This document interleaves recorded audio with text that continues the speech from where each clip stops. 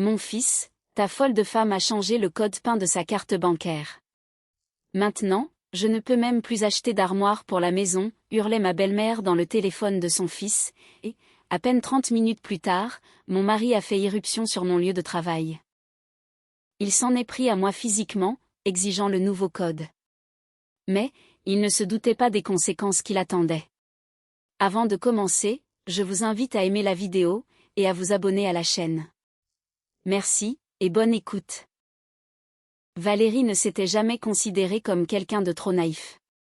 À 32 ans, elle dirigeait le département marketing d'une grande entreprise de construction, conduisait mieux que beaucoup d'hommes, et pouvait monter un meuble bien avant que son mari ne trouve la notice. Par conséquent, ce matin-là, lorsqu'elle a découvert une lettre inconnue dans sa boîte aux lettres, sa première pensée a été de la rendre simplement à sa voisine. La lettre était adressée à Nadine, la belle-mère de Valérie. Apparemment, le facteur s'était trompé d'appartement, dans leur vieil immeuble de la banlieue parisienne. Valérie montait déjà les escaliers, en direction du 5e étage où vivait Nadine, lorsque l'enveloppe s'est partiellement ouverte. Machinalement, elle a jeté un œil au contenu, et s'est figée. Entre ses mains, elle tenait un certificat médical, provenant d'une clinique privée. Ce document attestait que Nadine était en parfaite santé, et pouvait effectuer n'importe quel travail physique. La date indiquait la veille. Pourtant, l'avant-veille encore, sa belle-mère se plaignait de douleurs au dos. Elle avait même demandé à Antoine, le mari de Valérie, de l'aider pour un grand ménage, sous prétexte qu'elle ne pouvait même pas soulever l'aspirateur. Lentement, Valérie est redescendue vers son propre appartement. Antoine était déjà parti travailler, laissant derrière lui une odeur de café, et des chaussettes éparpillées. Elle s'est assise à la table de la cuisine, puis a relu attentivement le certificat. Tous les indicateurs étaient normaux. La colonne vertébrale était saine. Le cœur fonctionnait comme une horloge. La tension artérielle était idéale, surtout pour une femme de 60 ans. Cela signifiait que, pendant tout ce temps, Nadine avait simplement fait semblant.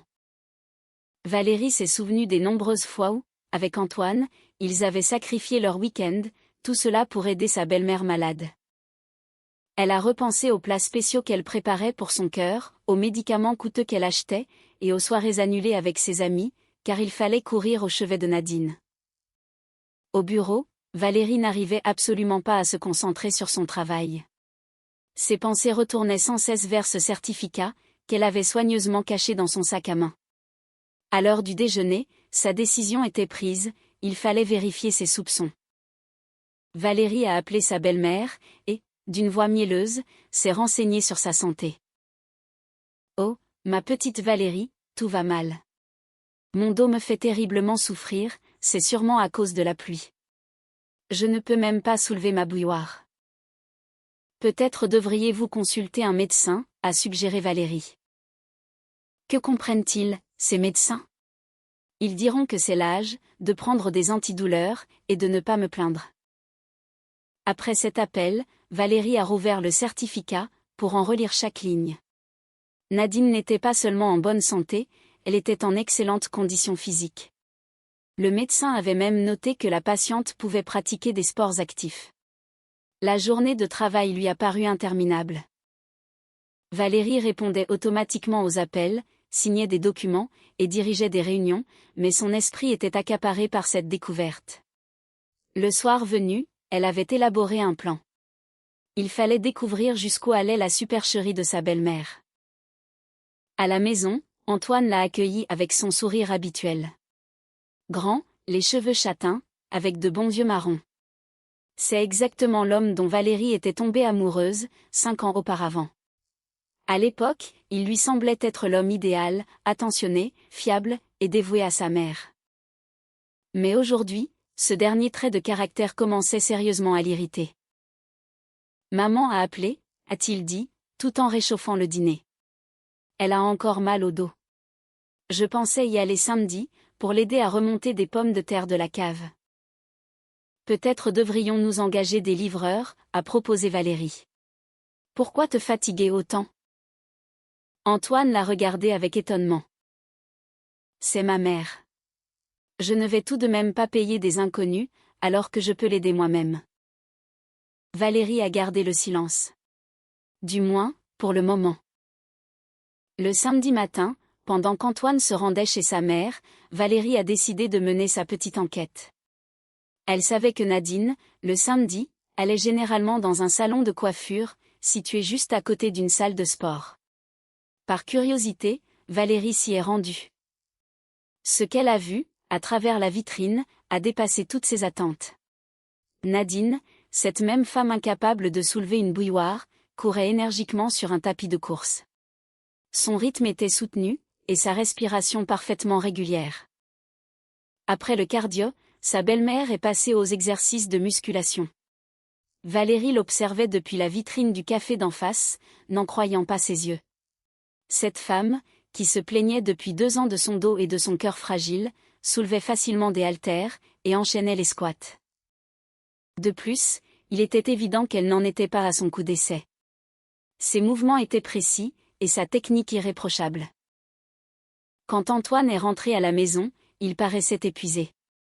Sa chemise était sale, et des gouttes de sueur perlaient sur son front.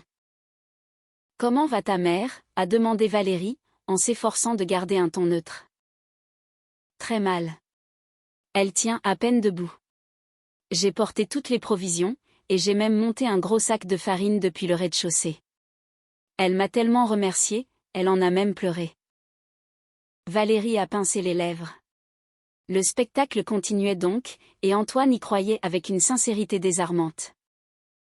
Le dimanche, le couple est allé rendre visite à la tante d'Antoine, Lucille. Autour d'un thé, la conversation a dévié sur la santé. « Et comment va Nadine » a demandé la tante. « Vraiment mal » a soupiré Antoine. Son dos l'a fait atrocement souffrir. Les médecins ne savent pas quoi faire. C'est curieux, a murmuré Lucille. Je l'ai vue la semaine dernière, à la salle de sport. Elle s'entraînait avec une telle intensité, beaucoup de jeunes pourraient l'envier. Antoine a brusquement levé la tête. Tu as dû te tromper. Maman ne peut même pas marcher jusqu'au magasin sans être essoufflée. Mais non, c'était bien elle. Nous nous sommes même salués. Elle m'a confié qu'elle y allait depuis 6 mois, et qu'elle était très satisfaite des résultats. Valérie observait attentivement le visage de son mari. Une ombre de doute l'a traversé, mais il s'est vite ressaisi. Elle a probablement eu une bonne journée. Dans ce genre de maladie, il y a des hauts et des bas.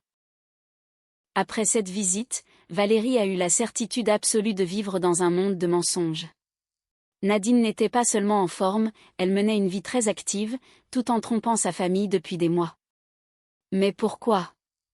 Quel était le but de cette comédie ? La réponse est arrivée de manière inattendue. Le lundi soir, en triant de vieux papiers, Valérie est tombée sur les relevés de leur compte bancaire commun, couvrant l'année écoulée. D'ordinaire, elle vérifiait rarement les dépenses, faisant totalement confiance à son mari. Mais cette fois, elle a décidé d'examiner chaque ligne avec soin. Ce qu'elle a découvert l'a obligée à s'asseoir. Au cours des 8 derniers mois, Antoine avait régulièrement retiré d'importantes sommes en espèces, des montants de 100, 150, et parfois même 200 € à chaque fois. Les libellés indiquaient « médicaments pour maman, médecin privé, soins spécifiques ». Valérie a rapidement calculé le total, près de 2 000 €. 2 000 € pour soigner une femme en parfaite santé, qui faisait du fitness en cachette. Ses mains tremblaient, en tournant les pages des relevés. Ainsi, la santé n'était pas le seul mensonge. Nadine volait tout simplement leur foyer, en se faisant passer pour une pauvre femme âgée et impuissante. Quant à Antoine, il n'avait même pas pris la peine d'informer sa femme de la façon dont leurs économies communes étaient dilapidées. Le soir, pendant le dîner, Valérie a tenté d'aborder prudemment le sujet des finances. « Antoine, sais-tu combien nous avons dépensé ce mois-ci, pour les médicaments de ta mère ? » « Je ne sais pas exactement. Environ 150 €, je suppose. » « Pourquoi ? » ?»« Par simple curiosité. Ne pourrions-nous pas trouver un médecin moins cher, ou passer par l'hôpital public ? Antoine a froncé les sourcils. « Valérie, c'est ma mère. Je refuse de faire des économies sur sa santé. Nous avons suffisamment d'argent. Nous, a répété Valérie intérieurement. Elle se demandait s'il considérait vraiment cet argent comme étant, à eux, alors qu'il le dépensait sans son accord, pour des maladies imaginaires. Le lendemain, n'y tenant plus, elle a appelé la clinique qui avait délivré le fameux certificat. Elle s'est fait passer pour la fille de Nadine, et a demandé des précisions sur les résultats médicaux. Votre mère est dans une forme éblouissante, a joyeusement annoncé le secrétaire. Le médecin a même été surpris. À son âge, d'aussi bons résultats sont une véritable rareté. D'ailleurs, elle a demandé si elle pouvait faire du ski alpin. Du ski alpin, a répété Valérie, choquée. Oui, elle prévoit de partir en vacances dans les Alpes. Le docteur a donné son accord, en lui conseillant juste de prendre un moniteur pour commencer. Après cet appel, Valérie a eu une vision parfaitement claire. Sa famille baignait dans un mensonge méticuleusement construit. Nadine ne se contentait pas de simuler la maladie. Elle planifiait des vacances sportives, financées par l'argent qu'elle soutirait à son fils sous prétexte de se soigner. Mais la pire des découvertes restait à venir. Le mercredi soir, alors qu'Antoine prenait sa douche, un message est arrivé sur son téléphone. L'écran s'est allumé, et Valérie a machinalement jeté un coup d'œil à la notification. Le message venait de sa mère. « Mon fils, n'oublie pas de passer à l'agence de voyage demain. J'ai déjà choisi mon séjour dans les Alpes suisses, mais il me manque un peu d'argent. Il faut ajouter environ 300 €. Valérie a senti un froid glacial l'envahir. Antoine savait. Il était parfaitement au courant du projet de sa mère, d'aller faire du ski alpin. Il savait, et il se taisait. Pire encore, il comptait lui donner l'argent pour ce voyage, tout en continuant à mentir à sa propre femme sur cette prétendue maladie grave. Lorsque son mari est sorti de la salle de bain, Valérie lui a tendu le téléphone, en silence. « Qu'est-ce que c'est » a-t-il demandé, sans même regarder l'écran. « Lis par toi-même. » Antoine a lu le message, et son visage s'est métamorphosé. D'abord surpris, puis désemparé, avant de laisser place à une colère sourde. « Tu fouilles dans mon téléphone, maintenant ? Antoine, ta mère s'apprête à partir skier dans les Alpes, avec notre argent. Cet argent qu'elle nous escroque, sous couvert de frais médicaux. Et alors ? Elle a bien le droit de se reposer. Elle a travaillé toute sa vie. Qu'elle profite un peu de son existence. » Valérie n'en croyait pas ses oreilles. « Cela veut dire que tu savais ? Tu savais qu'elle était en pleine forme, et tu m'as menti ? Elle n'est pas complètement guérie, elle se sent juste un peu mieux. Elle a donc décidé de prendre des vacances. Antoine, j'ai vu le certificat de la clinique. Ta mère est en parfaite santé. Je l'ai vue s'entraîner à la salle de sport. Ta propre tante l'y a croisée. Arrête de me mentir. » Antoine s'est assis sur le bord du lit, en poussant un lourd soupir. « Très bien. Oui, je sais que maman n'est pas aussi malade qu'elle le prétend, mais, c'est une femme seule, elle a besoin d'attention. Si nous ne prenons pas soin d'elle, qui le fera ? Prendre soin d'elle, c'est une chose, mais nous mentir et nous voler de l'argent, c'en est une autre. Nous ne vivons pas dans la misère. Nous pourrions l'aider honnêtement, sans qu'elle s'invente des maladies. Te rends-tu compte que nous avons dépensé plus de 2000 € pour ces petits spectacles ? » Antoine a levé vers elle un regard stupéfait. 2000 €? D'où sors-tu ce montant ? Valérie lui a montré les relevés bancaires. Antoine a étudié les chiffres en silence, et, à chaque ligne, son visage devenait un peu plus pâle. « Je ne pensais pas que ça ferait autant, » a-t-il murmuré. « Mais ta mère, elle, y a très bien pensé. Elle a tout planifié, et tu l'as aidée, sans même prendre la peine de calculer ce que cela coûtait à notre foyer. » Antoine s'est levé pour s'approcher de la fenêtre. « Valérie, c'est ma mère. C'est la seule famille qu'il me reste. Je ne peux rien lui refuser. Même quand elle ment, et qu'elle nous vole. Elle ne vole pas. Elle veut juste vivre confortablement. » Cette phrase a été la goutte d'eau qui a fait déborder le vase. L'homme qu'elle aimait, qu'elle croyait intègre, justifiait la tromperie et le vol, uniquement parce qu'il s'agissait de sa mère.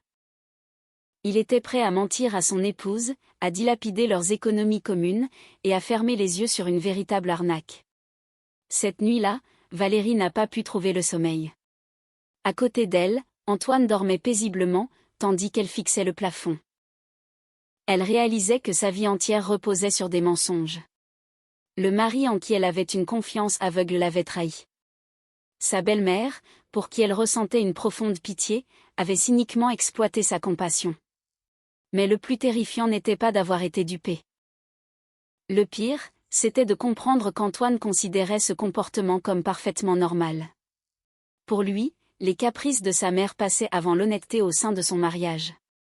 Il était prêt à tromper sa propre femme, pour que sa mère puisse continuer ses petits jeux. Au petit matin, la décision de Valérie était prise. Elle n'allait pas faire de scandale, ni exiger de nouvelles explications. Du moins, pas dans l'immédiat. Mais désormais, elle connaissait la vérité sur sa belle famille, et cette vérité modifiait radicalement sa vision des choses. Au petit déjeuner, Antoine s'est comporté comme si de rien n'était. Il a embrassé sa femme, lui a demandé son programme de la journée, et a promis de faire quelques courses le soir. Mais Valérie le regardait avec des yeux nouveaux. Face à elle se tenait un homme capable de mentir sans scrupule, dès que cela arrangeait sa mère. Un homme qui ne jugeait pas nécessaire de discuter des grosses dépenses du foyer avec son épouse. En partant travailler, Valérie savait une chose avec certitude, son mariage ne tenait plus qu'à un fil. Et la cause n'était pas seulement financière. Le vrai coupable était Antoine. Il avait préféré le mensonge au dialogue honnête, et avait placé les caprices maternels bien au-dessus de la confiance conjugale. Mais Valérie n'était pas du genre à piquer des crises d'hystérie, ou à prendre des décisions hâtives. Elle préférait toujours réfléchir posément avant d'agir. À présent, elle avait besoin de temps, pour savoir comment utiliser cette découverte. Une chose était sûre, elle ne se laisserait plus jamais manipuler. Si Antoine croyait pouvoir continuer à lui mentir effrontément pour protéger sa mère, il se trompait lourdement. La partie ne faisait que commencer, et c'est elle, désormais, qui dicterait les règles. Pendant les 2 semaines qui ont suivi, Valérie a observé la situation avec le détachement glacial d'une enquêtrice. Antoine continuait de rendre visite à sa mère régulièrement, rapportant à chaque fois des récits alarmants sur la dégradation de son état. Selon lui, Nadine peinait désormais à sortir du lit, et les médecins exigeaient des traitements hors de prix. Pendant ce temps, Valérie a aperçu sa belle-mère à plusieurs reprises, dans des endroits inattendus. Au centre commercial, elle portait vigoureusement de lourds sacs de shopping. Au parc, elle marchait d'un pas athlétique sur un parcours de santé. Au théâtre, elle discutait avec animation pendant l'entracte. Face à ces scènes, Valérie ne ressentait plus de colère, mais une étrange curiosité. Jusqu'où Nadine irait-elle dans son jeu de rôle? Et surtout, à quel point Antoine était-il aveugle? Elle a obtenu la réponse à cette seconde question, un samedi matin. Son mari s'apprêtait à partir chez sa mère, soi-disant pour l'accompagner à l'hôpital pour des perfusions. « Veux-tu que je vienne avec vous ?» a proposé Valérie. Antoine a hésité. « Ce n'est pas la peine. Maman n'aime pas qu'il y ait trop de monde autour d'elle, elle a honte de sa faiblesse. » Valérie a hoché la tête, et l'a raccompagnée jusqu'à la porte. 1 heure plus tard, elle s'est rendue elle-même dans le quartier de Nadine. Comme elle s'y attendait, l'hôpital n'était absolument pas au programme. La belle-mère se tenait à un arrêt de bus, avec un grand sac de sport, visiblement en route pour une activité. Valérie l'a suivie à distance. Le bus a déposé Nadine devant un grand complexe sportif, en périphérie de la ville. Là-bas, elle a passé 4 heures à nager dans la piscine, et à utiliser les machines de musculation. Ensuite, elle s'est offert une séance de manucure et de massage, dans un salon de beauté. Elle est rentrée chez elle en fin de journée, fraîche et reposée. De son côté, Antoine est revenu à la maison, fatigué et bouleversé. Il racontait à quel point les perfusions avaient été douloureuses pour sa mère, et avec quel courage elle supportait ses souffrances. Le dimanche, lors d'un repas de famille chez les parents de Valérie, la conversation a inévitablement dévié sur la santé des proches. Comment va Nadine, a demandé la mère de Valérie. Très mal, a soupiré Antoine. Les médecins affirment que son état est critique. Il faudra peut-être l'hospitaliser. Le père de Valérie, médecin depuis 30 ans, a dressé l'oreille. De quoi souffre-t-elle exactement? Quel est le diagnostic? Le dos, le cœur, un tas de choses. L'âge, vous comprenez. C'est bien étrange. Je l'ai croisée avant-hier, à l'aéroport. Elle portait ses valises toute seule, sans demander d'aide à personne. J'ai cru qu'elle partait se faire soigner, mais elle avait l'air en pleine forme. Antoine a levé brusquement la tête. À l'aéroport? Vous faites erreur, oncle Michel. Maman ne peut même pas sortir de chez elle. Mais si, c'était bien elle. Nous nous sommes même dit bonjour. Elle m'a annoncé qu'elle s'envolait pour Nice, pour une petite semaine de vacances. Une amie l'avait invitée. Valérie scrutait les réactions de son mari. On pouvait y lire toute une palette d'émotions, de l'incrédulité, du doute, puis de la colère. Mais cette colère n'était pas dirigée contre sa mère, elle visait son beau-père. C'était sans doute un sosie, a persisté Antoine, avec obstination. Le trajet du retour s'est fait dans un silence de plomb. Arrivé devant leur immeuble, le mari a enfin lâché. Ton père s'est trompé. Mon père connaît ta mère depuis 15 ans, il est peu probable qu'il l'ait confondue avec quelqu'un d'autre. Elle avait peut-être juste une bonne journée. Les maladies chroniques fonctionnent comme ça. Valérie a poussé un soupir las. Antoine était prêt à inventer n'importe quelle excuse, pour éviter d'affronter la réalité. C'est la semaine suivante qu'un événement est venu clarifier la situation de manière définitive. Valérie a reçu un courrier de l'administration fiscale. Selon leur registre, elle devait payer un rattrapage d'impôts sur des revenus liés à une activité d'entrepreneur. Le problème, c'est que Valérie n'avait jamais créé d'entreprise à son nom. Elle a contacté les impôts pour obtenir des détails. Il s'est avéré que, 6 mois plus tôt, une société de conseil avait été enregistrée sous son identité. Les revenus de cette entreprise s'élevaient à près de 3 000 € sur les derniers mois. Valérie a demandé qu'on lui envoie les documents par email.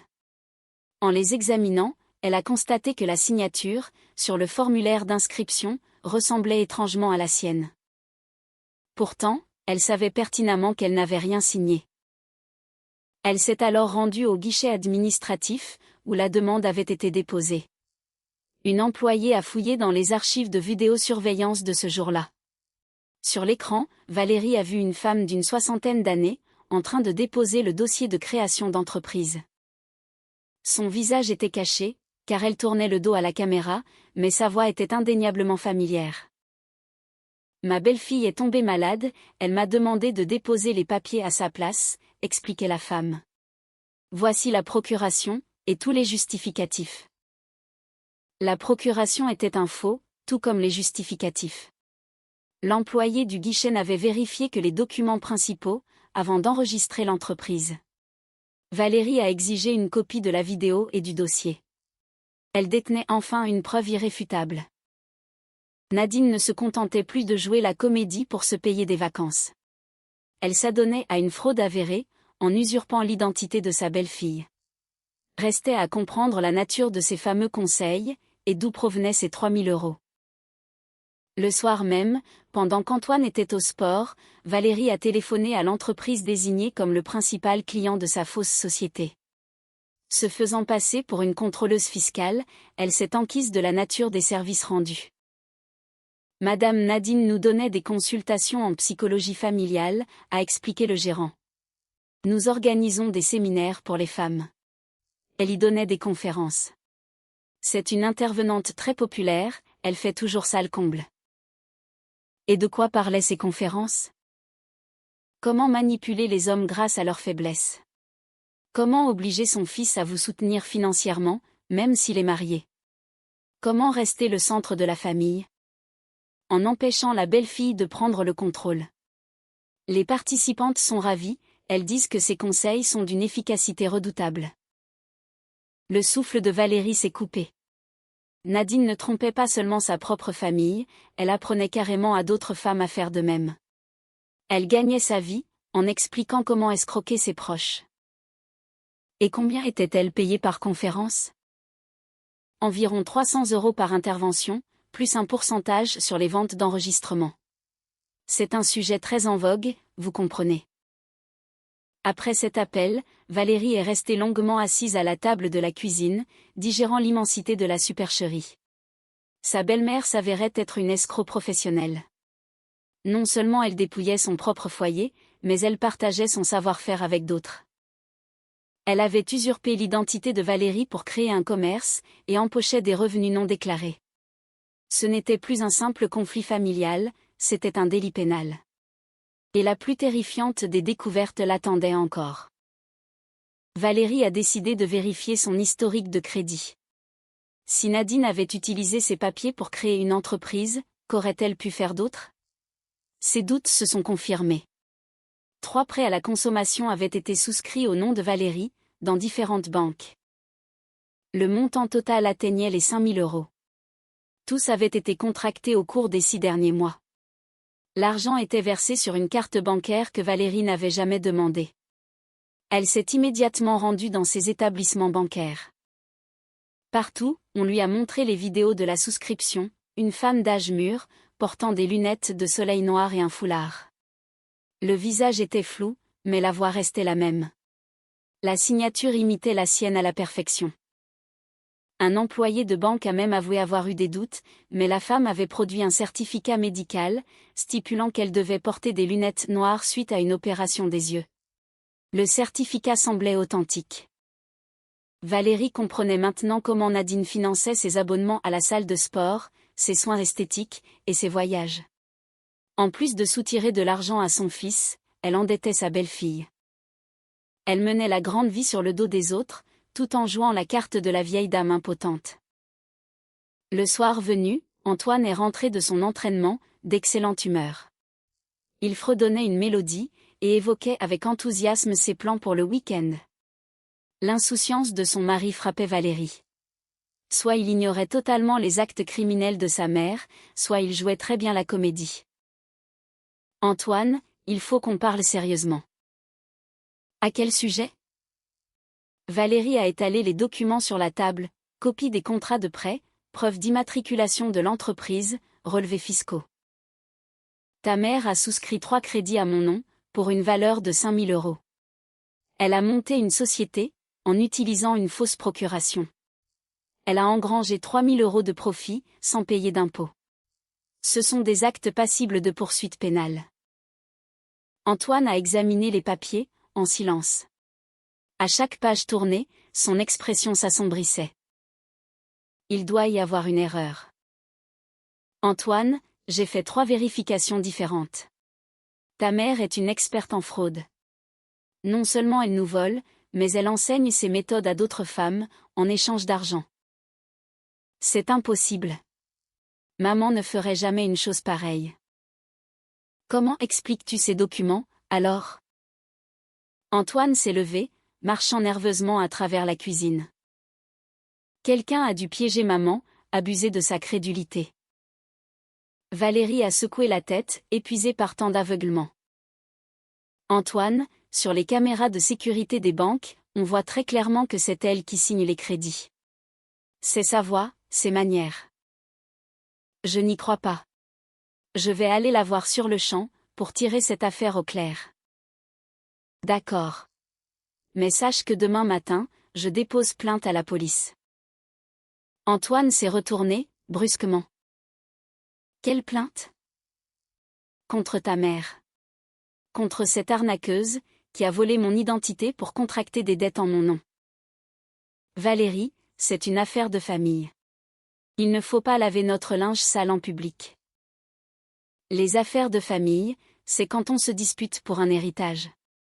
Quand on contracte des prêts à ton insu, en utilisant ton nom, c'est un délit pénal.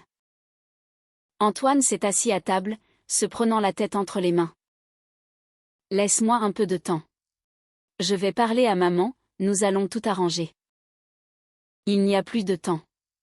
J'ai 3 jours pour déclarer l'usurpation d'identité. Sinon, les banques m'attaqueront en justice pour non-remboursement. Je te rembourserai l'argent. Les 5 000 euros. Antoine, tu ne saisis pas la gravité de la situation. Ce n'est pas qu'une question d'argent. Ta mère a commis plusieurs délits graves, faux et usage de faux, escroquerie, fraude fiscale. Elle risque la prison. Je ne laisserai jamais ma mère aller en prison. Cette phrase a marqué un point de non-retour. Valérie a compris que son mari était prêt à défendre sa mère, même contre la justice. Pour lui, le lien du sang primait sur la loi, et sur l'équité. Donc, tu prends son parti? Je prends le parti de ma famille. Et moi, je ne suis pas ta famille? Antoine n'a rien répondu.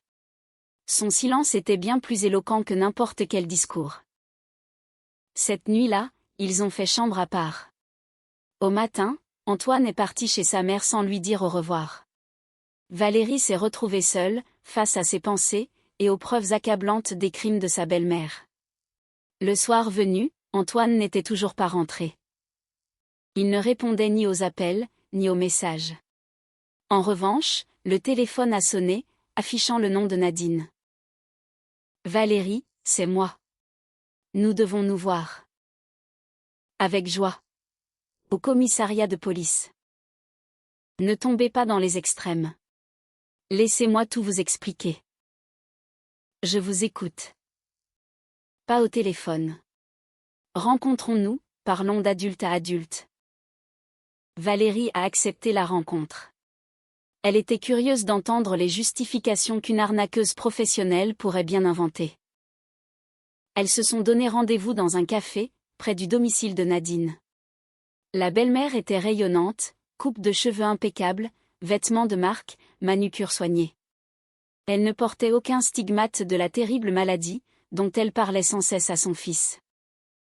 Ma chère Valérie, je comprends tout à fait. Vous êtes bouleversée. Je ne suis pas bouleversée, je suis furieuse.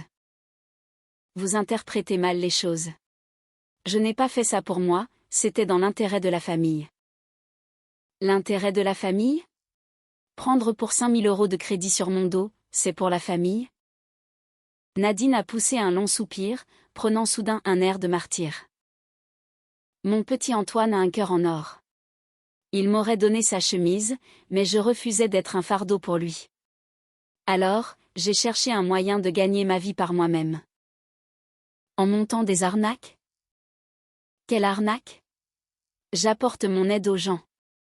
J'enseigne aux femmes comment défendre leurs droits au sein du foyer. En volant mes papiers d'identité, sans mon consentement? Nadine a marqué une pause, avant de baisser la voix. Comprenez-moi. À mon âge, c'est très compliqué de créer une entreprise légalement. Et le fait que cela me tombe dessus, ça ne vous gêne pas? Cela ne change rien pour vous. Si, ça change que je dois maintenant payer des impôts sur des sommes que je n'ai jamais perçues. Eh bien, vous paierez. Vous avez largement les moyens, Antoine et vous. Le cynisme de la belle-mère était effarant. Elle estimait, en toute sincérité, avoir le droit de disposer des documents et de l'argent d'autrui.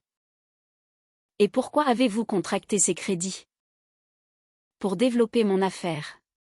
J'avais besoin de fonds pour la publicité, pour louer des salles de conférence. Je rembourserai tout. Quand ça? Quand les affaires marcheront mieux. Et si ce n'est pas le cas, qui paiera la facture? Nadine a haussé les épaules. Antoine et vous. Vous avez d'excellents salaires. Valérie s'est levée de sa chaise. Demain, je vais porter plainte. Attendez. Nadine s'est levée d'un bond, l'agrippant par le bras. Je vous propose un marché. Lequel? Je rembourse toutes les dettes, je ferme l'entreprise, et vous oubliez la police. Avez-vous 5 000 euros sur vous? Non, mais je vais les trouver. Comment? Nadine a hésité. Je vais emprunter à des connaissances. Et qui, dans votre entourage, possède une telle somme? Des participantes à mes séminaires. Il y a beaucoup de femmes très aisées. Valérie a secoué la tête avec mépris. Il n'y aura aucun marché. Demain matin, je vais au commissariat. Dans ce cas, vous perdrez votre mari. Cette menace a claqué comme une gifle. Que voulez-vous dire par là? Antoine ne vous pardonnera jamais. Si, à cause de vous, sa mère finit en prison, il vous quittera. S'il doit partir, qu'il parte. Nadine ne s'attendait pas à une telle répartie. Vous n'aimez donc pas votre mari? Si, je l'aime. Mais pas au point de couvrir des actes criminels. La belle-mère s'est rassise, pensive. Très bien. Et si je m'arrange pour qu'Antoine vous quitte de lui-même, retirerez-vous votre plainte? C'est du délire.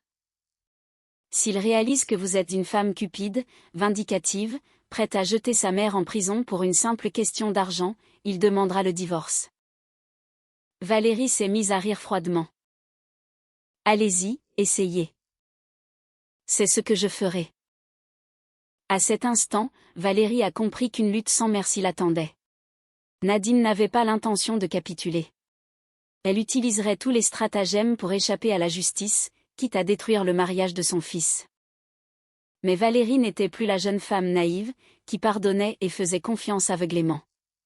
Le jeu malsain de sa belle-mère allait désormais se plier à ses propres règles. Elle est rentrée chez elle, plus déterminée que jamais. Antoine n'est pas réapparu. Il avait sans doute passé la nuit chez sa mère. Finalement, c'était mieux ainsi. Valérie a rassemblé tous les documents récoltés ces derniers jours. Elle les a rangés dans une pochette cartonnée, sur laquelle elle a inscrit « Dossier Nadine B ». Dès le lendemain, elle remettrait ce dossier aux autorités. Quant à l'avenir de son mariage, seul le temps apporterait une réponse. Mais avant tout, il fallait protéger ses finances.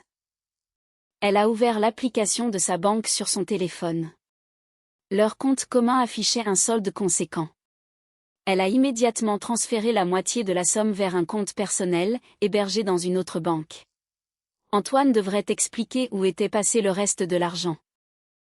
Ensuite, Valérie a changé tous ses mots de passe, a fait bloquer les cartes de crédit conjointes, et a rédigé une attestation sur l'honneur, certifiant n'avoir donné procuration à personne. Vers minuit, elle était parée pour affronter la guerre que sa belle-mère venait de lui déclarer. Le programme du lendemain était chargé, la police le matin, l'avocat l'après-midi, et, peut-être, une discussion avec Antoine s'il daignait rentrer. Mais la décision la plus urgente, elle l'a prise sur l'instant. Sortant de son sac la carte bancaire dont elle utilisait le code depuis des années, elle l'a fixée intensément. C'était sûrement par ce biais que Nadine réalisait ses transactions frauduleuses, et Antoine lui avait peut-être donné l'accès. Il était grand temps de couper les vivres, une bonne fois pour toutes. Valérie a ouvert son application mobile, et a modifié le code PIN. Désormais, elle seule aurait accès à cet argent. Qu'ils essaient donc de se servir sans permission. Le jeu était terminé. La guerre, elle, venait de commencer. Antoine a déserté le domicile conjugal pendant 4 jours. Valérie, de son côté, a déposé plainte à la police, engagé un avocat, et entamé la procédure de divorce. Son quotidien a pris une tournure étrangement mécanique. Elle travaillait, gérait les démarches juridiques, et voyait ses amis, comme si son mari n'avait jamais existé. La seule chose qui lui rappelait son existence, c'étaient les appels incessants de Nadine. Sa belle-mère alternait entre menaces, supplications, et tentatives de négociation. Valérie répondait brièvement, ou laissait simplement sonner dans le vide. Le vendredi matin, l'inspecteur en charge de l'affaire l'a informé qu'une enquête pénale pour fraude était ouverte. Nadine était convoquée pour un interrogatoire. 2 heures après cette annonce, le téléphone de Valérie a été inondé d'appels de son mari. Elle a choisi de ne pas décrocher, mais a activé l'enregistrement des appels, par simple mesure de précaution. C'est en fin d'après-midi qu'Antoine s'est finalement manifesté. Plus précisément, elle a reconnu sa voiture garée dans la cour, en rentrant du travail. En gravissant les marches, Valérie s'est préparée mentalement à une confrontation difficile. Pourtant, Antoine n'était pas dans l'appartement. Cependant, quelqu'un s'était visiblement introduit chez elle. Divers objets avaient été déplacés. Elle a couru vérifier le coffre-fort. La serrure était intacte, mais de multiples éraflures prouvaient qu'on avait essayé de le forcer. À l'intérieur, l'acte de propriété, ses bijoux, et ses espèces étaient toujours là. Valérie s'est ensuite aperçue que son téléphone de secours, un vieil appareil qu'elle gardait pour ses déplacements professionnels, avait disparu. De plus, certains documents manquaient dans la pochette posée sur le bureau, uniquement des copies de fiches de paie, et des relevés bancaires. La situation était limpide. Antoine cherchait à évaluer le patrimoine de sa femme, espérant sans doute réclamer une forte compensation lors du divorce. Valérie a eu un sourire amer. Son mari la connaissait bien mal, s'il la croyait assez sotte pour laisser des papiers importants traîner en évidence. Tout ce qui comptait vraiment était en sécurité, dans un coffre à la banque. Le samedi, elle a entrepris un grand nettoyage de printemps. Elle s'est débarrassée de tout ce qui lui rappelait Antoine, déplaçant les meubles pour effacer les souvenirs, et se forger un nouvel espace de vie. Pendant ce tri, elle a remarqué d'autres disparitions. Les photos de couple avaient été emportées, tout comme la clé USB contenant la vidéo de leur mariage, et les cadeaux qu'elle lui avait offerts pour ses anniversaires. Ces actes prouvaient qu'Antoine préparait la rupture définitive. Il s'appropriait les souvenirs de leur union, comme pour gommer sa propre implication dans cet échec. Le soir même, l'appartement avait changé d'âme. Valérie avait réaménagé les pièces, installé de nouveaux rideaux qu'elle gardait dans un placard depuis des mois. Ce lieu était désormais son refuge, et non plus leur domicile conjugal. Le dimanche s'est déroulé dans un calme plat. Valérie a rendu visite à ses parents, pour leur annoncer le divorce. Son père a accueilli la nouvelle avec philosophie, si ça ne marchait pas, il valait mieux arrêter les frais. Sa mère a été plus affectée, mais a soutenu le choix de sa fille. Le lundi matin, en se préparant pour le travail, Valérie a été saisie d'un mauvais pressentiment. La journée s'annonçait tendue, et son intuition ne l'a pas trompée. À 11h, alors qu'elle tenait une réunion avec des prestataires, sa secrétaire a passé la tête par l'entrebâillement de la porte. « Madame Valérie, votre mari est ici. Il insiste absolument pour vous voir. » S'excusant auprès de ses collaborateurs, Valérie est sortie dans le couloir. Antoine patientait près de l'accueil, passant nerveusement d'un pied sur l'autre. Il avait mauvaise mine, chemise froissée, barbe mal rasée, et les yeux rougis. Son week-end n'avait pas dû être de tout repos. « Nous devons parler » a-t-il lancé, sans même dire bonjour. « Les discussions passeront par nos avocats. Je suis sur mon lieu de travail. » « Valérie, je t'en prie. 5 minutes. » Elle a jeté un regard à sa montre. La réunion pouvait patienter un peu. Très bien, mais pas une minute de plus. Ils se sont isolés dans une petite salle de réunion. Antoine s'est assis en face d'elle, cherchant laborieusement ses mots. Maman a été admise à l'hôpital, a-t-il fini par lâcher. Qu'est-ce qu'elle a? Une crise d'hypertension. Après sa convocation au commissariat, sa tension a atteint des sommets. Les médecins disent que c'est grave. Valérie a haussé les épaules avec indifférence. Je suis désolée pour elle, mais ça ne change rien à l'affaire. Comment ça ne change rien, s'est emporté Antoine. Tu as envoyé une femme malade à l'hôpital. Une femme malade, vraiment? Une femme qui fait du fitness, et qui donne des séminaires sur l'art de plumer sa famille? Antoine s'est tu, avant de reprendre d'une voix plus calme. Écoute. Mettons qu'elle ait fait une erreur. Mais elle n'a pas fait ça par méchanceté. Elle voulait juste être indépendante, pour ne pas peser sur nos finances. En contractant pour 5 000 € de dette à mon nom. Elle m'a juré qu'elle comptait tout rembourser, avant que tu ne t'en aperçoives. Antoine, ta mère est une escroc de haut vol. Elle s'enrichit en apprenant à d'autres femmes à reproduire ses propres délits. Ce n'est pas un accident de parcours, c'est un système organisé. Son mari a baissé la tête. Qu'est-ce que tu attends de moi? Que faut-il pour que tu retires ta plainte? Rien du tout. La plainte est maintenue. Dans ce cas, pourquoi discutons-nous? C'est une excellente question. Pourquoi? Antoine s'est levé, et s'est approché de la baie vitrée. J'espérais que nous pourrions trouver un arrangement. Un compromis. Quel genre de compromis trouve-t-on avec la délinquance? Maman est prête à rembourser la totalité. A-t-elle 5 000 € sur son compte? Non, mais elle trouvera l'argent. Où ça? Auprès des femmes qui assistent à ces séminaires? Antoine s'est retourné, l'air défiant. Et alors? Où est le problème? Des gens sont prêts à l'aider. Valérie a secoué la tête. Décidément, son mari ne mesurait pas l'ampleur du désastre. Antoine, ta mère va mendier de l'argent auprès de femmes qu'elle a elle-même formées à l'arnaque. Elles vont lui remettre des fonds, volés à leur propre famille, en appliquant ses conseils. Ça ne te pose aucun problème moral? Le plus important, c'est que ta dette soit épongée. Et qu'en est-il des impôts sur ces revenus illégaux? Des falsifications de documents? De l'usurpation d'identité? Antoine s'est laissé retomber sur sa chaise. Tu refuses de faire le moindre effort? Absolument. Et tu sais pourquoi? Parce que ta mère n'a pas commis une simple maladresse, mais une série d'infractions graves. Et toi, au lieu de condamner ses actes, tu cherches désespérément à lui éviter la justice. C'est ma mère. Et moi, j'étais ta femme. Valérie, essayons de sauver notre mariage. Nous nous sommes aimés, tu le sais bien. Oui, nous nous sommes aimés. Jusqu'au jour où tu as fait passer les intérêts d'une manipulatrice, avant l'honnêteté de notre couple.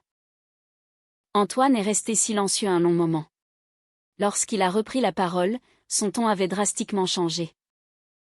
D'accord. Tu as gagné. Maman affrontera la justice. Et pour nous, comment ça se passe? Le divorce? La procédure est déjà lancée. Tu es certaine d'être plus heureuse, toute seule? Son timbre de voix trahissait une menace à peine voilée. Où veux-tu en venir, Antoine? Nulle part. Je me demande simplement comment tu envisages ton avenir. Une femme de plus de 30 ans, vivant seule, avec la réputation d'avoir envoyé sa propre belle-mère au poste de police. Valérie s'est levée d'un bond. Notre discussion est terminée. Je te prie de quitter ces bureaux immédiatement. Je n'ai pas fini. Moi, si. Sécurité. Veuillez raccompagner ce monsieur vers la sortie. Antoine s'est redressé, refusant d'avancer vers la porte. Tu vas amèrement regretter cette décision. C'est bien possible. Mais je l'aurais regretté encore plus, si j'avais continué à fermer les yeux. Après le départ de son mari, Valérie a eu du mal à se remettre au travail. Les dernières paroles d'Antoine résonnaient dans sa tête. Il n'était pas homme à formuler des menaces en l'air. Le soir venu, elle a décidé de rendre visite à son amie Marine, histoire de se changer les idées. Marine résidait dans un quartier voisin, et Valérie connaissait le trajet par cœur. Mais, en se garant devant l'immeuble de son amie, elle a repéré un véhicule familier. Antoine était assis dans sa voiture, à une 50aine de mètres de la sienne. Quand Valérie est sortie, il a mis le contact, et l'a suivie à faible allure. Feignant l'indifférence, elle est montée chez Marine. Après y avoir passé 2 heures, elle est redescendue. La voiture de son mari stationnait toujours au même endroit. Sur le chemin du retour, Antoine a maintenu une distance constante, ni trop près, ni trop loin. Valérie s'est garée devant chez elle, et a franchi la porte de son immeuble. Depuis la fenêtre de l'escalier, elle a pu constater que son mari avait pris position dans la cour, comme pour monter la garde. Au cours de la nuit, elle s'est approchée de la fenêtre à plusieurs reprises. Le véhicule n'avait pas bougé d'un centimètre. Il avait visiblement décidé de surveiller ses moindres faits et gestes. Au petit matin, en partant travailler, Valérie a remarqué que la voiture avait disparu. Mais cela ne signifiait pas la fin de la filature. Antoine avait probablement modifié sa stratégie. Au bureau, la journée s'est écoulée sans incident majeur. Cependant, À la sortie du travail, son mari ne figurait pas parmi les personnes qui l'attendaient. À la place, un morceau de papier était glissé sous l'essuie-glace de sa voiture. Retrouvons-nous à l'appartement. Il faut régler ces histoires d'argent. Le mot n'était pas signé, mais l'écriture d'Antoine était reconnaissable entre mille. Elle a conduit prudemment jusqu'à chez elle, empruntant des détours, sans repérer le moindre suiveur. Arrivée à son domicile, tout semblait normal. Pourtant, en entrant dans l'appartement, Valérie a immédiatement su qu'il y avait eu une intrusion. Une vague odeur d'eau de Cologne, un léger déplacement d'objets familiers. Sur la table de la cuisine trônait une enveloppe. À l'intérieur, elle a découvert un relevé bancaire, imprimé récemment. C'était le relevé de son compte personnel, celui où elle avait transféré leur épargne commune. Le solde était souligné au stylo rouge. Antoine avait donc réussi à accéder à ses données bancaires confidentielles. Il avait probablement utilisé d'anciens identifiants sauvegardés, ou récupéré des copies de ses papiers pour contourner la sécurité. Sans attendre, Valérie a contacté sa banque, exigeant le blocage immédiat de tous ses moyens de paiement. Ensuite, elle a fait remplacer les serrures de sa porte d'entrée. Décidément, Antoine refusait de jouer à la loyale. Le lendemain matin, elle a été réveillée par la sonnerie de son téléphone. L'écran affichait le numéro de sa belle-mère. « Valérie, c'est Nadine. Que me voulez-vous ? Je vous croyais à l'hôpital. Je suis sortie. Nous devons nous voir, c'est urgent. Je n'en vois pas l'utilité. Cela concerne votre avenir. Et celui de mon fils. Soyez plus clair. Pas au bout du fil. Rencontrons-nous ce soir. Où ça ? Chez moi. À 19h. Valérie était tentée de refuser, mais sa curiosité a pris le dessus. Très bien. Mais ce sera notre ultime rencontre. Bien sûr, ma chère. L'ultime rencontre. Toute la journée, Valérie a ressassé cette future confrontation. Que pouvait bien mijoter Nadine ? Quelle a gardé-elle dans sa manche ? En fin de journée, elle s'est préparée méticuleusement, elle a activé le dictaphone de son téléphone, a pris avec elle les dossiers prouvant les fraudes de sa belle-mère, et a pris soin de prévenir son amie Marine du lieu de son rendez-vous. Nadine l'a reçue en tenue décontractée, mais avec une mise en pli parfaite et un maquillage soigné. Elle n'avait rien d'une femme convalescente, tout juste sortie des soins intensifs. Entrée, Valérie. Un thé ? Non, merci. Allons droit au but. Elles se sont installées dans le salon. Nadine a jaugé sa belle-fille du regard pendant quelques instants, avant de prendre la parole. Vous avez beaucoup changé, ces derniers temps. Dans quel sens ? Vous êtes devenue plus dure, plus calculatrice. Autrefois, vous étiez si douce, si facile à vivre. Autrefois, j'ignorais à qui j'avais affaire. Nadine a laissé échapper un petit rire étouffé. Eh bien, parlons franchement. Vous cherchez à me mettre derrière les barreaux ? C'est vous qui vous y mettez toute seule, en choisissant la voie de l'escroquerie. Admettons. Et quel bénéfice en tirerez-vous ? La satisfaction du devoir accompli ? Un sentiment de justice ? Absolument. Mais, en contrepartie, vous perdrez votre mari pour toujours. C'est déjà fait. Nadine s'est penchée en avant, les yeux plissés. Vous croyez l'avoir perdu ? Et si je vous disais qu'Antoine est prêt à revenir à la maison ? Sous quelles conditions ? À condition que vous retiriez votre plainte, bien sûr. Valérie a secoué la tête, inflexible. Non. Vous ne voulez même pas écouter ma proposition ? Je vous écoute. Nadine s'est levée pour s'approcher de la fenêtre. Antoine est terriblement affecté par cette séparation. Il a pris conscience de ses torts, il regrette de vous avoir caché mes petits soucis. Il est disposé à vous demander pardon, et à changer de comportement. Et qu'attendez-vous de moi en retour ? D'effacer l'ardoise. De nous accorder une seconde chance. Et pour l'argent ? Les 5 000 € de crédit. Je vous rembourserai jusqu'au dernier centime. Quand? D'ici 1 an. Et avec quelle garantie? Nadine a marqué une pause, l'air solennel. Vous avez ma parole d'honneur. Valérie a éclaté de rire. La parole d'honneur d'une experte en fraude? Vous plaisantez? Le visage de la belle-mère s'est assombri. Très bien. Abordons les choses sous un autre angle. Elle est revenue vers son fauteuil, sans s'y asseoir. Si vous maintenez votre plainte, vous ne perdrez pas seulement votre mari. Que vais-je perdre d'autre, selon vous? Votre emploi, par exemple. Valérie s'est tendue, sur la défensive. Que sous-entendez-vous? J'ai quelques connaissances au sein de votre entreprise. Je doute qu'ils apprécient d'apprendre que leur directrice poursuit sa propre famille en justice pour des histoires de gros sous. Ils risquent de vous trouver procédurière, voire instable. Vous osez me menacer? Je vous expose simplement les faits. Valérie s'est levée d'un bond. Cette conversation est terminée. Un instant, je n'ai pas fini. Vos menaces ne m'intéressent pas. Nadine a bloqué le passage vers la porte d'entrée. Vous vous croyez si maligne? Vous pensez avoir pensé à tout? Laissez-moi passer. Certainement pas.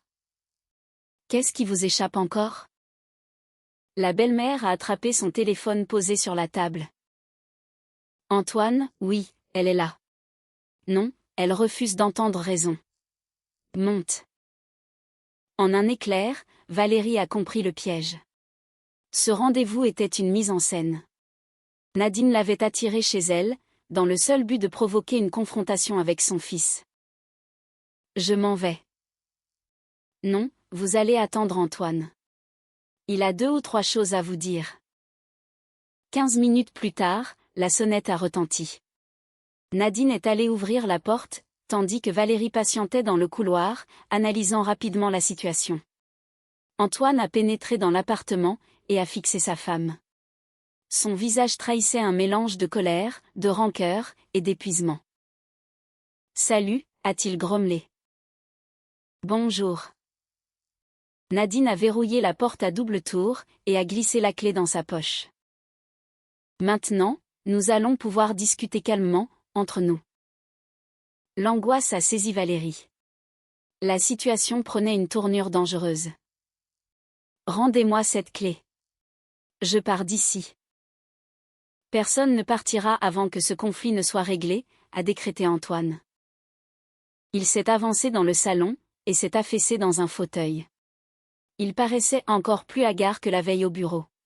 « Assieds-toi, Valérie. Il faut qu'on discute. » « De quoi ? » ?»« De notre couple, de l'argent, de maman. » Valérie a refusé de s'asseoir, restant debout, prête à réagir. « Parle. » Antoine a pris une profonde inspiration. « Je sais que tu en as gros sur le cœur, contre maman et contre moi. Mais nous formons une famille. On ne balaie pas tout ça d'un revers de main. C'est pourtant très simple, quand la famille repose sur le mensonge et la manipulation. Maman a promis de ne plus rien dissimuler, a-t-il plaidé. Nadine a hoché la tête avec ferveur. Tout sera transparent, désormais. Et pour les dettes bancaires, qui va payer, a rétorqué Valérie. On gérera ça ensemble, a affirmé Antoine. Nous avons de très bons salaires. J'ai un très bon salaire. Ta mère, elle, n'a que les revenus de ses escroqueries. Ça suffit, a hurlé Antoine. Tu vas arrêter de remuer le couteau dans la plaie? Je m'arrêterai quand justice sera faite. Antoine s'est levé, arpentant la pièce comme un lion en cage. La justice? Quelle justice? Où était ta justice quand tu as vidé notre compte commun en douce? Tu prétends défendre tes intérêts, mais c'est toi qui dépouilles ta famille. Quelle famille? Une experte en fraude et son complice de fils? Ces mots ont fait exploser la rage d'Antoine. Il s'est tourné violemment vers sa femme, les yeux fous de colère. Ferme ta gueule. Ne parle plus jamais de ma mère sur ce ton. Je continuerai à dire la vérité. La vérité? Et c'est vrai, peut-être, que tu as tout manigancé? Tu as modifié le code PIN express, pour empêcher maman de s'acheter ses médicaments? Valérie a été prise de court. Quel code PIN? De quoi parles-tu? Nadine a bondi sur l'occasion pour s'immiscer. Ne joue pas les innocentes, ma petite.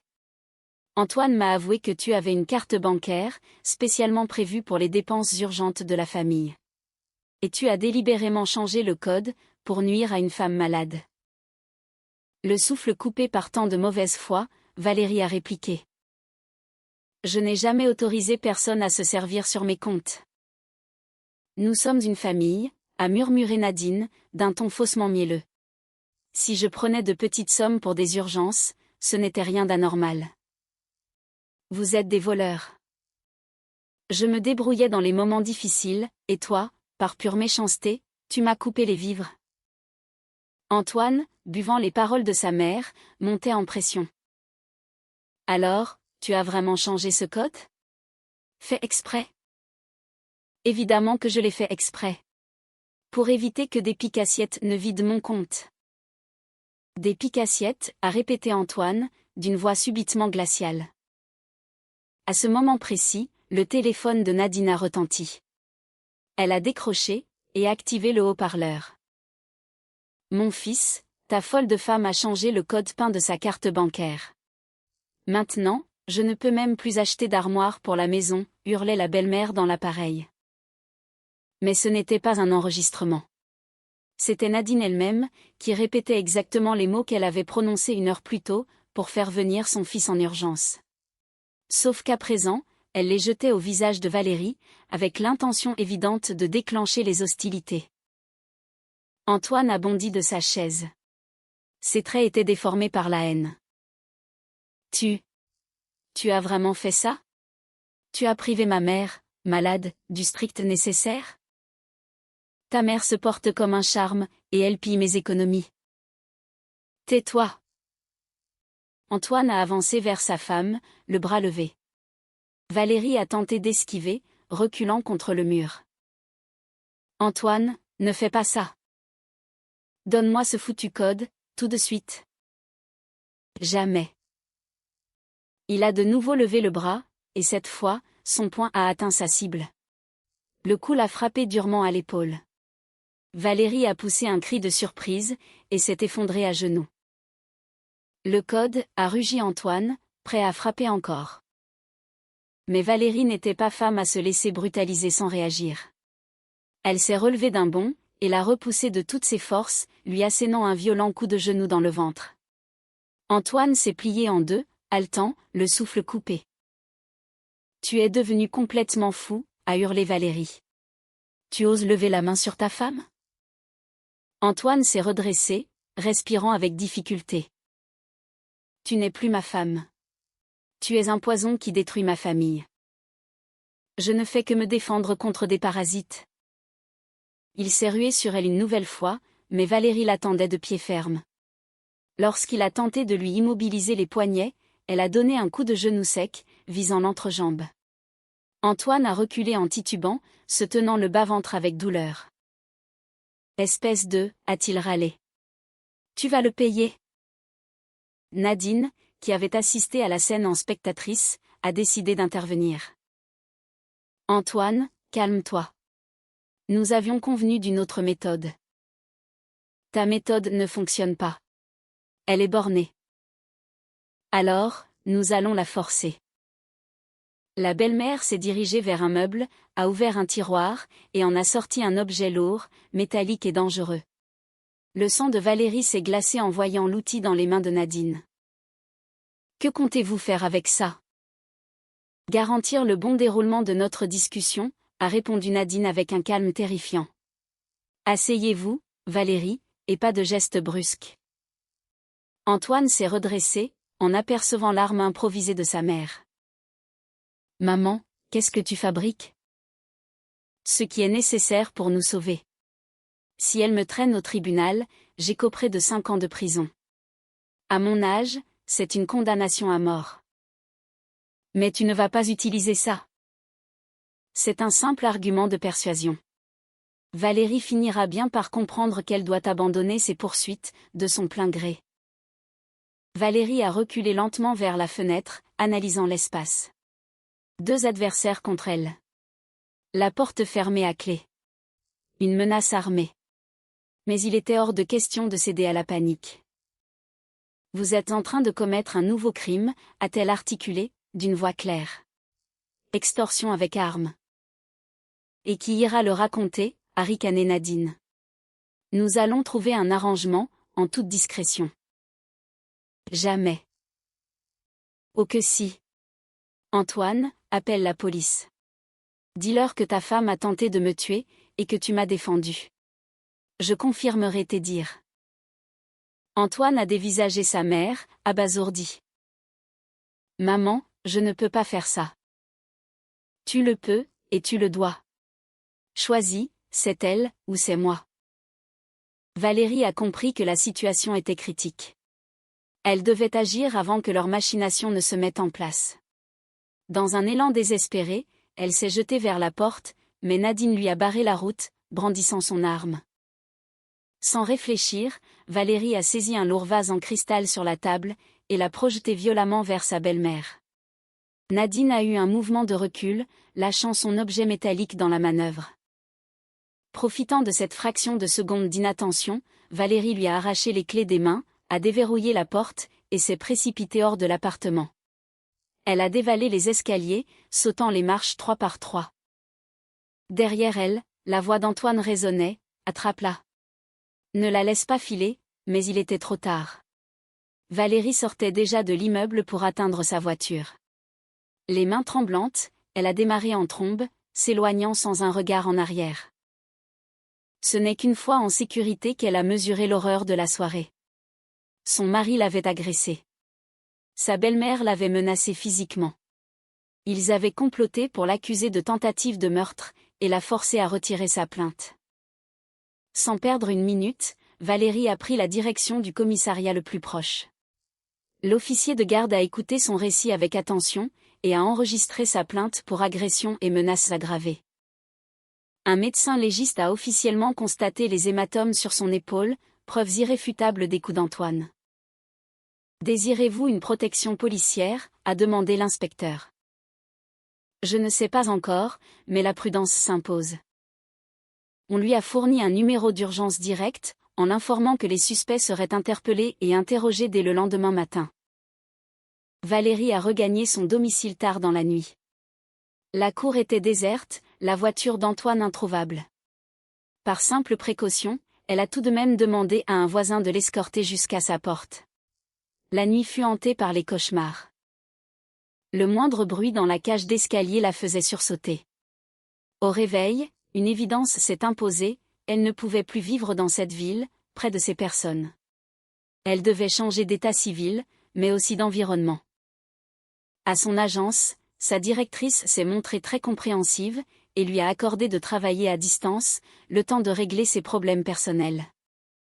Ses collègues lui ont témoigné un soutien massif, l'idée que Valérie, toujours si calme et professionnelle, se batte en justice contre une belle-mère mafieuse, avait suscité la stupeur générale. En début d'après-midi, l'inspecteur l'a contacté. Antoine et sa mère ont été placés en garde à vue. Souhaitez-vous assister à la confrontation ? Absolument. Dans les locaux du commissariat, Valérie a enfin ressenti un sentiment de sécurité. Antoine et Nadine, placés dans des salles séparées, avaient perdu toute leur arrogance de la veille. La confrontation avec son mari fut électrique. Antoine s'évertuait à nier l'agression, mais le rapport médical attestant des contusions était une preuve qu'il ne pouvait réfuter. Elle est tombée toute seule, s'obstinait-il. Je ne l'ai jamais frappée. Alors comment expliquez-vous cette ecchymose, caractéristique d'un impact de poing, a lancé l'inspecteur. Antoine est resté quoi? Avez-vous des témoins? Ma mère corroborera ma version. Votre mère est directement impliquée dans cette affaire. Son témoignage n'a aucune valeur objective. Cerné par les accusations d'agression et de violence psychologique, Antoine a finalement craqué. Je ne voulais pas lui faire de mal. J'ai juste perdu mon sang-froid. Maman m'avait affirmé que Valérie avait bloqué la carte bancaire par pur sadisme, pour priver une malade de ses soins. Et avez-vous vérifié l'état de santé de votre mère? Antoine a bafouillé. Elle se plaignait en permanence de douleur. Nous avons réquisitionné les dossiers des cliniques qu'elle fréquentait. Le diagnostic est sans appel, elle se porte à merveille. Mieux encore, elle pratique une activité sportive intensive. Le visage d'Antoine s'est décomposé. C'est faux. C'est la stricte vérité. De plus, votre mère a frauduleusement utilisé les coordonnées bancaires de votre femme, pour effectuer des retraits répétés. Elle a également contracté 3 emprunts, et fondé une entreprise sous son nom. Le préjudice total dépasse allègrement les 8 000 €. Antoine a courbé l'échine. J'ignorais tout de ses crédits. Mais pour l'utilisation de la carte. Maman m'avait assuré que Valérie était d'accord. Madame Valérie réfute catégoriquement cette allégation. C'est précisément pour stopper ce pillage qu'elle a modifié son code de sécurité. Vous voulez dire que ma mère s'est jouée de moi? Exactement.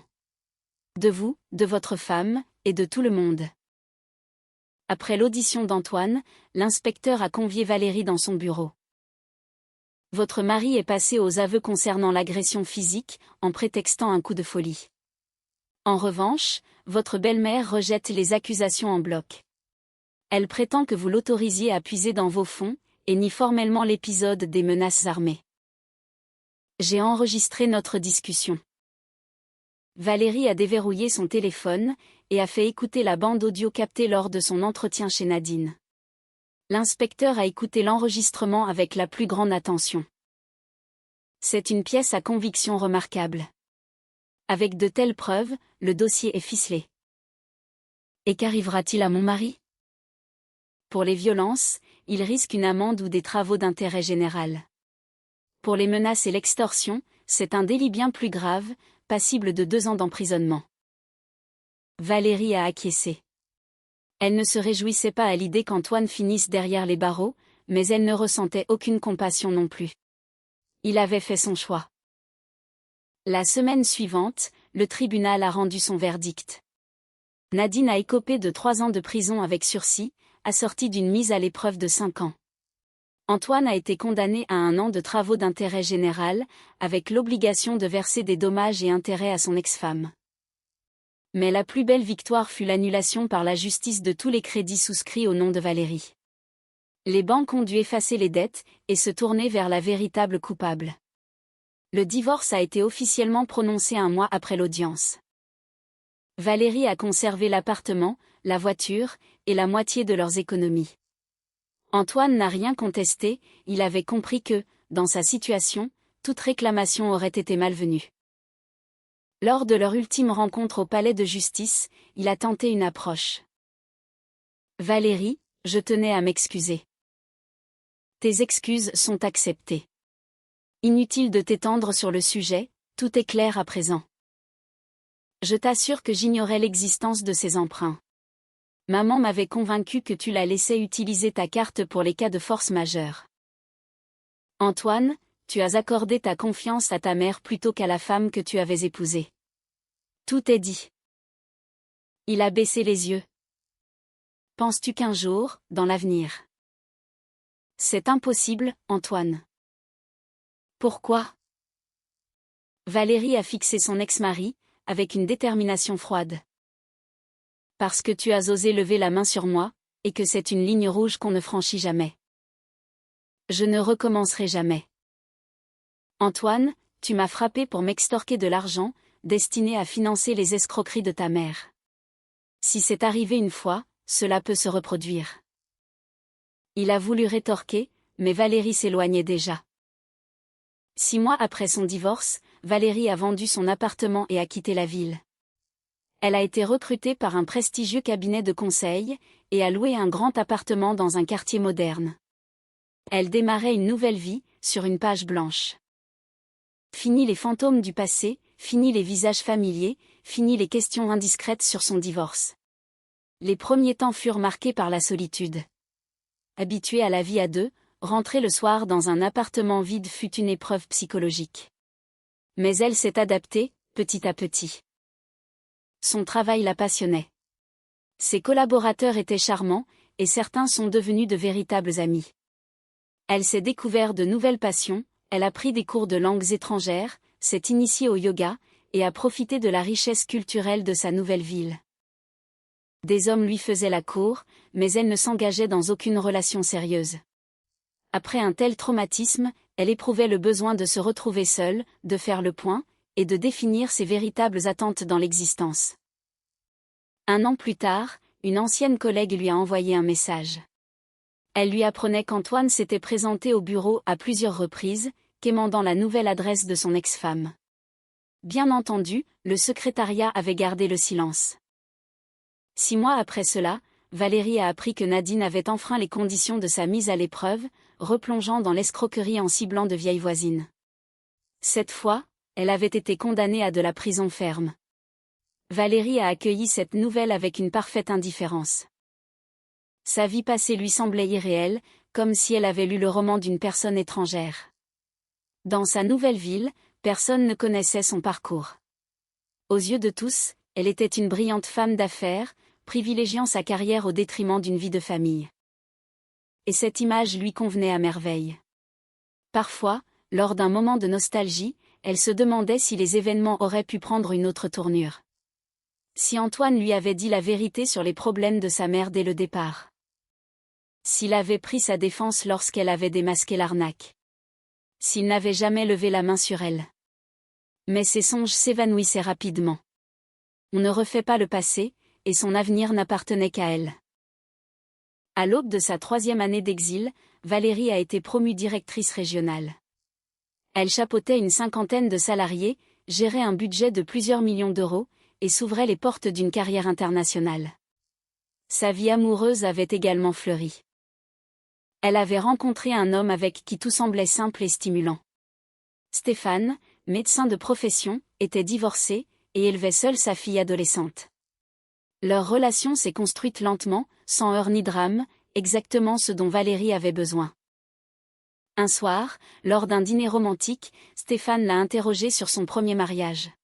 « Me raconteras-tu un jour ce qui s'est passé avec ton ex-mari » Valérie a posé sa fourchette, pensive. « Il n'était pas l'homme que j'imaginais. »« Il t'a trompé ?» ?»« Pire encore. Il a menti, et lorsque la situation est devenue critique, il ne m'a pas choisi. » Stéphane a hoché la tête avec douceur. Je saisis. J'ai vécu une expérience similaire avec mon ex-femme, sauf qu'elle a choisi l'argent. Et comment as-tu réagi? Comme toi. Je suis partie, sans jamais regarder en arrière. Cet échange a scellé l'union de Valérie et Stéphane. Ils ont réalisé qu'ils partageaient les mêmes blessures, et les mêmes principes moraux. 2 ans plus tard, ils se sont mariés. Une cérémonie intime à la mairie, suivie d'un dîner avec leurs amis les plus chers, et d'une lune de miel en Italie. Pas de réception tapageuse, pas de belle famille aux mœurs douteuses. La fille de Stéphane a chaleureusement accueilli Valérie. Brillante et autonome, l'adolescente ne cherchait pas une mère de substitution, mais se réjouissait sincèrement de sa présence dans leur foyer. La vie avait trouvé son équilibre. Sa carrière lui apportait épanouissement et aisance financière. Sa famille respirait l'harmonie. Ses amis étaient fidèles, et sa santé resplendissante. De temps à autre, Valérie songeait à ce qui serait arrivé si elle était restée avec Antoine. Si elle avait pardonné les méfaits de sa belle-mère, fermé les yeux sur la trahison de son mari, et accepté de vivre dans le mensonge pour sauver les apparences. Les manigances auraient sûrement continué. Nadine, se croyant intouchable, aurait élaboré des plans toujours plus machiavéliques pour ruiner son propre fils. Antoine aurait persisté dans ses mensonges, complice silencieux de sa mère. Tôt ou tard, ce petit jeu les aurait menés à la faillite, ou à une tragédie encore plus sombre. Mais surtout, Valérie aurait perdu tout respect pour elle-même, devenant l'une de ces épouses résignées, prête à endurer toutes les humiliations pour préserver un semblant de stabilité. Non, elle avait pris la bonne décision, sévère, certes, mais infiniment juste. Elle s'était protégée, avait fait payer les coupables, et avait rebâti son existence sur des fondations saines. Évidemment, le chemin fut semé d'embûches. Il lui a fallu surmonter un divorce, des batailles juridiques, un déménagement, et l'adaptation à une nouvelle contrée. Mais le jeu en valait la chandelle.